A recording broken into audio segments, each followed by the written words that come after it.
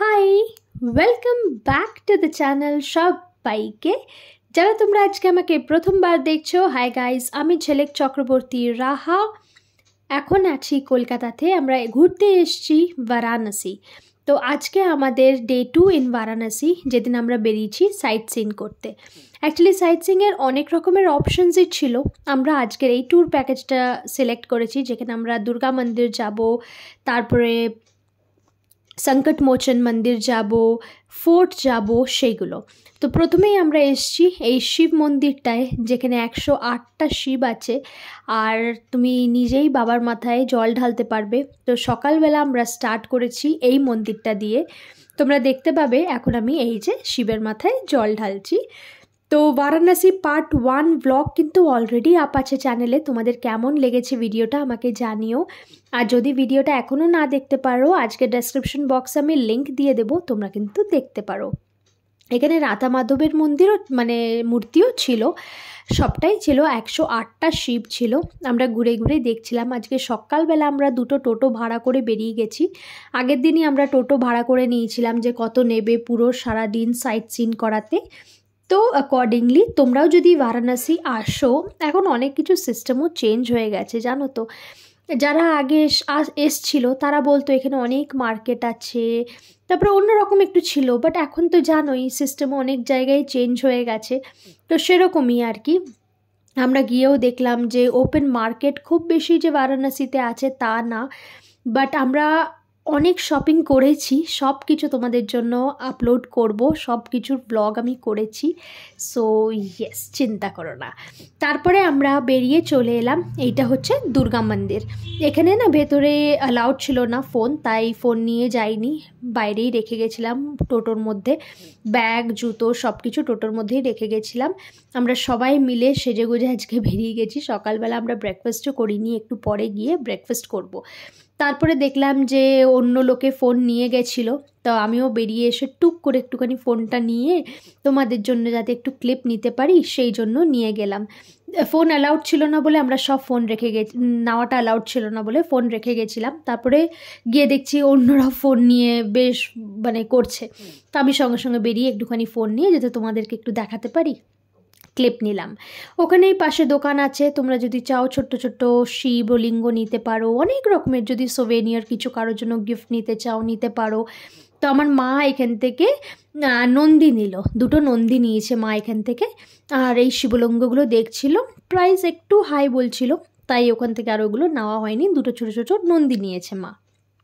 এখানে এবার আমরা চলে এলাম ব্রেকফাস্ট করতে।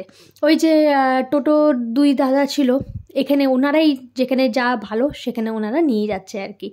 তো আমরা নিয়েছি ইডলি, সবাই মিলে বললাম ইডলি খাবো। খালি মা আর আমাদের পাট্টু বললো যে না, আমরা কচুরি খাবো। না ঠিক আছে খাও। আমি ইউজুয়ালি একটু কচুরি বা এগুলো লুচি এগুলো খুব একটা প্রেফার করি না আর কি। বাড়িতে মা বানালে লুচি তাও খাই, বাট আমি বাইরে এত খেতে চাই না তাই। আর আমার বরাবরের ফেভারিট, তোমরা যারা আমাকে চেনো তোমরা জানোই আমি সাউথ ইন্ডিয়ান ব্রেকফাস্ট ভীষণ ভালোবাসি। তো আমরা 4 জন, আমি, মামুনি, বাপি আর দিদিভাই নিলাম ইডলি, আর খালি আমার মা আর পাট্টু নিয়েছিল কচুরি। তারপরে আমরা চলে এলাম ইসকন টেম্পল। এখানে ইসকন টেম্পল, কৃষ্ণ আছে, রাধা আছে, এই মন্দিরে এলাম। এত পিসফুল লাগছিল তোমাদেরকে কি বলবো। আমরা বসেও ছিলাম কিছুক্ষণ মাটির মধ্যে, যে এত শান্তি লাগছিল। আর আমাদের যে টোটো 2 দাদা গেছিলো তারাও বেশ ভালো, কোনো কিছুতে আমাদেরকে হড়বড়ি দিচ্ছিল না। অনেক সময় হয় না যে চলুন চলুন চলুন টাইম হয়ে গেছে বলে, বাট ওনারা কিচ্ছু বলেনি। আমরা বেশ কিছুক্ষণ এখানে বসেছিলাম, মনটা এত শান্ত লাগছিল।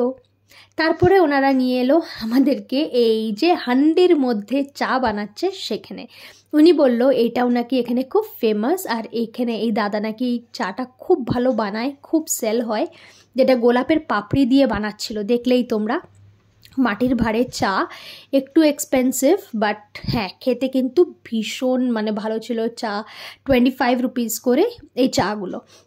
উপরে আবার গোলাপের পাপড়িও দিয়ে দিয়েছেও, দেখতেই পাচ্ছ।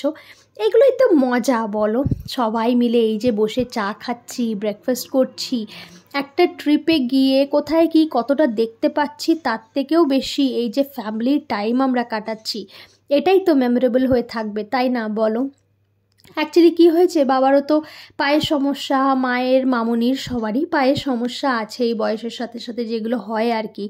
তো এই ট্রিপটায় আমরা একদম রিল্যাক্সড একটা ট্রিপ করেছি, কোনো প্রেশার না যে এটা দেখতে হবে, এটা ছুটে যাচ্ছে, মা এত দূরে এলাম এটা দেখলাম না, এরকম মনে আমরা ভাবিনি। আমরা যে যতটা পেরেছি, যার শরীরে যতটা দিয়েছে আমরা সে ততটাই করেছি আর কি। বাবা কোনো জায়গায় হয়তো যায়নি, টোটোতে বসেছিল, একদম ফাইন। বাবাকে বললাম তুমি একদম চিন্তা করো না, যেতেই হবে, তার কোনো মানে নেই। তো সেরকম একটা রিল্যাক্সড ট্রিপ ছিল, যেটা আমরা ফ্যামিলি টাইম কাটিয়েছি। তারপরে আমরা চলে এলাম সংকট মোচন মন্দির, যেটা সবথেকে ফেমাস মন্দির সংকট মোচন। তো ওখানে একদমই ফোন অ্যালাউড ছিল না, তাই তোমাদের জন্য কোনো ক্লিপ নিতে পারিনি, সরি। না, ওটা আর কি বজরংবলির সংকট মোচন মন্দির আর কি।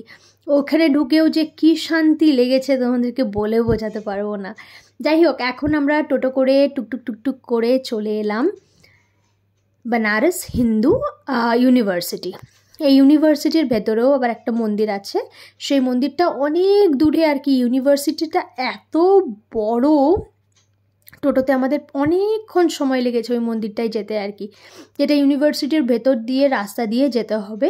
তোমরা কিন্তু যারা ভাবছো হাঁটবে বা কিছু ইউনিভার্সিটির ভেতরে ঢুকে মন্দিরে যাওয়ার জন্য, ওই রিস্কটা কিন্তু নিও না, অবশ্যই করে টোটো নিয়ে নিও। কারণ আমি এক দুটো ব্লগে অন্যদের দেখেছি যারা হেঁটে কিন্তু খুব কষ্ট হবে, অনেকটা দূর।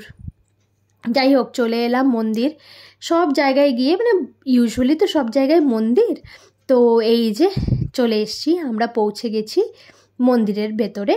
তো এখানে মা আসেনি, মা বাইরে বসে আছে, মা আর হাঁটতে পারছে না। আর যেদিন আমরা গেছিলাম সেদিন প্রচণ্ড রোদ, তো আমরা যে কজন পেরেছি আমরা চলে এসেছি।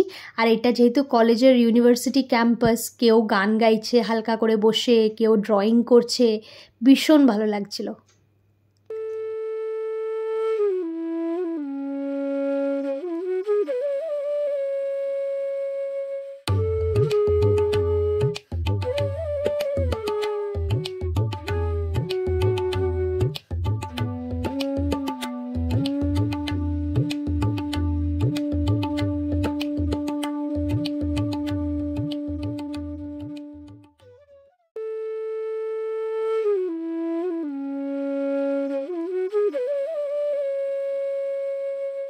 এইখান থেকে বেরিয়ে এবার আমরা যাচ্ছি হচ্ছে সোজা লাস্সি খেতে।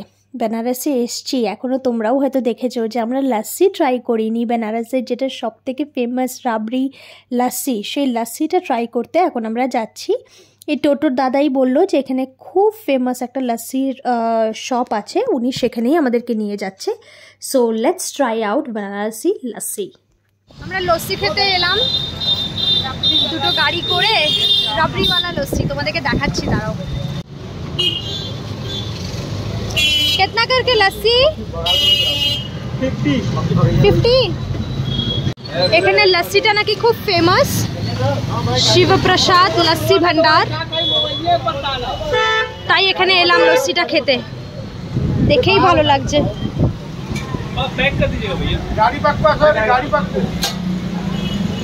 হ্যাঁ হ্যাঁ, দেখি লস্যিটা, দেখি মুখে নাও, দেখি এক্সপ্রেশন নাও, মুখে নাও।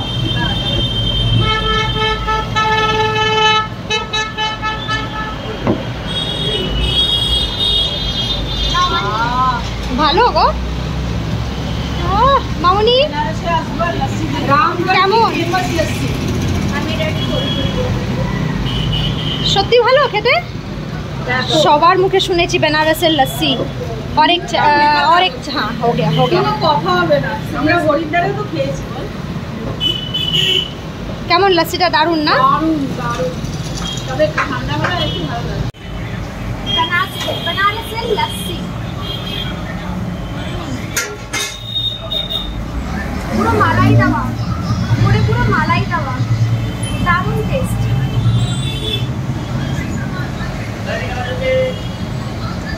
$50 ওয়ার্থ ইট, খুব ভালো। লস্যি খেয়ে সোজা আমরা চলে এসেছিলাম এখানের ফোর্টেও আমরা কিছুক্ষণ টাইম স্পেন্ড করলাম। তারপরে এখান থেকে কিছু ছবি তুলে চলে গেছি বাড়ি। বাড়ি যাওয়ার পথে ভাবলাম এখানেই একটা দোকানে দেখে নিই কীরকম শাড়ি আছে। তো ওই টোটো দাদা নিয়ে এসেছিলো আমাদেরকে আবার শাড়ির দোকানে। টু বি অনেস্ট, হয়তো ভিডিওতে দেখতে এই শাড়িটা খুব ভালো লাগছে, বাট সামনাসামনি খুব একটা ভালো না। মানে আমরা গিয়ে কোয়াইট একটু ডিসঅ্যাপয়েন্টেডই হয়েছিলাম। তোমাদের জন্য একদম শপিং ব্লগ বলো, বানারসি ফুড প্লাস ওখানে কি লোকাল শপসে কি পাওয়া যায় সেগুলোর একটা ডেডিকেটেড ভিডিও আসবে, ঠিক আছে? এখানে তোমাদেরকে আমি জাস্ট দেখাচ্ছি আজকের কালেকশনটা যে আমরা কি কি দেখেছি। তো এই শাড়িটাও বেশ ভালোই লাগছিল, কিন্তু প্রাইস ওয়াজ টু হাই। মানে আমরা এরকম শাড়ি নিতে চাইনি আর কি, একদম লাইট ওয়েটের মধ্যে কিছু নিতে চাইছিলাম। অলরেডি আগের দিন মা আর মামনি দুটো শাড়ি নিয়েছে, সেটা তোমাদের সাথে পরে শেয়ার করব। তো সেগুলোই আমরা দেখছিলাম। শাড়িগুলো দেখতে তো খুব ভালো লাগছিল, কিন্তু হেভিও ছিল আর প্রাইসটা একটু হাই ছিল। এরকম শাড়ি তো ইউজুয়ালি পরাও হয় না, তাই না বলো? বাট আমার আবার এইগুলো একটু ভালো লাগছিলো, একদম প্লেনের মধ্যে যে বর্ডার আছে এই শাড়িগুলো খুব ভালো লাগছিলো। তো সবাই বলছিল তুই একটা নিয়ে নে, তুই একটা নিয়ে নে, কারণ কালার অপশনসও বেশ ভালো ছিল। গায়ে নিয়ে ফেলেও দেখছিলাম যে কোনটা ভালো লাগবে। সবাই বলছিল এগুলো নিতে। এগুলো অ্যারাউন্ড তোমার 2000-এর মতন রেঞ্জ ছিল। তো কিন্তু কালারগুলো যেহেতু খুব ভালো লাগছিল, সেই তো ভালো, মানে উনি যখন দেখাচ্ছিলেন বেশ ভালো লাগছিল, ইভেন ভিডিওতেও খুব সুন্দর লাগছে কালারগুলো। তাই ভাবছিলাম এখান থেকে একটা নিয়েই নিই। মানে সবাই আমাকে যেইভাবে মানে ইনসিস্ট করছিল যে ঝিলিক ভালো লাগছে, নিয়ে নে। সব কটা কালারই ভালো লাগছে, দেখছো খোলার পরেও কি সুন্দর লাগছে। তো আমি গায়ে নিয়ে দেখবো, এবার দেখতেই পাবে তোমরা ভিডিওতে। তো এখান থেকে যে সবুজটা, এটা দেখো, এটা হচ্ছে সি গ্রিন কালার, আর বর্ডারের রেড আছে, আর ব্লাউজ পিস হচ্ছে রেড। বানালে কিন্তু খুব সুন্দর লাগবে। যদি একটু ভারী চেহারার কেউ এটা পরে, শাড়িটা বেশ ভালো দেখা যাবে, খুব ভালো লাগবে। ইভেন এই কালারটা দেখো কি সুন্দর লাগছে, তাই না? বাট গায়ে যখন আমি নিলাম তখন দেখলাম ইটস কোয়াইট হেভি। মানে আমার পক্ষে এটা হ্যান্ডেল করা একটু ডিফিকাল্ট হয়ে যাবে। তাই ভাবছিলাম মানে কি করব না করব, নিতে ইচ্ছেও করছিল, তারপর আবার ভাবছিলাম যে একটু বেশি হেভি হয়ে যাচ্ছে আমার পক্ষে হ্যান্ডেল করা। আমি একদম পরি না। ইভেন শাড়ি যেগুলো বিয়েতেও পেয়েছি, কোনো শাড়ি আমি পরি না। তোমরা দেখতেই পাচ্ছ শাড়ি পরার টাইম কখন বলো। কিন্তু এইবার আমি যাব যখন দুবাই, বেশ কটা শাড়ি নিয়ে যাব, যাতে ওখানেও দুর্গাপুজোতে বা অ্যানিভার্সারিতে পরতে পারি। তারপরে এই যে শাড়িটা গায়ে ফেলেছি, দেখো কি ভালো লাগছে না? এটা পুরো নিয়ে নেব বলে 100% শিওর। সবাই বলল ঝিলিক আর কোনো দিকে তাকাস না। তারপরে জানি না, নিজের মনকে মানালাম যে ঝিলিক এখন নিলে চলবে না, কারণ এটা আমি নিয়ে জাস্ট রেখেই দেবো। আমি জানি আমি কোথাও পরবও না, কিছু না। তার থেকে বেটার হালকা কোনো শাড়ি যদি পাই আরও দুদিন একটুখানি দেখার পর তবে নেব। তাই ওইটাও আমি নিলাম না। তো দেখতেই পাচ্ছ কালারগুলো খুব সুন্দর সুন্দর ছিল। তারপরে বেশ কটা চুড়িদারের পিস দেখলাম, খুব একটা ভালো লাগেনি বলে নিলাম না। যাই হোক, আজকে সারাদিনের ব্লগ তোমাদের সাথে শেয়ার করলাম। আশা করি তোমাদের আজকের ভিডিওটা দেখতে ভালো লেগেছে। বেনারসের ব্লগগুলো আশা করি তোমাদের ভালো লাগছে। যদি ভালো লাগে অবশ্যই করে লাইক, কমেন্ট, শেয়ার, সাবস্ক্রাইব করে পাশে থেকো, গ্রো করতে সাহায্য করো। তোমরা যেরকম ভালোবাসা দিতে থাকো সেরকমই দিও। আর যদি ভিডিওগুলো সত্যিই ভালো লেগে থাকে তাহলে প্লিজ অন্যদের সাথেও শেয়ার করতে পারো, তাহলে এটা আমাকে গ্রো করতে হেল্প করবে। চলো আবার শিগগিরই দেখা হবে। টাটা।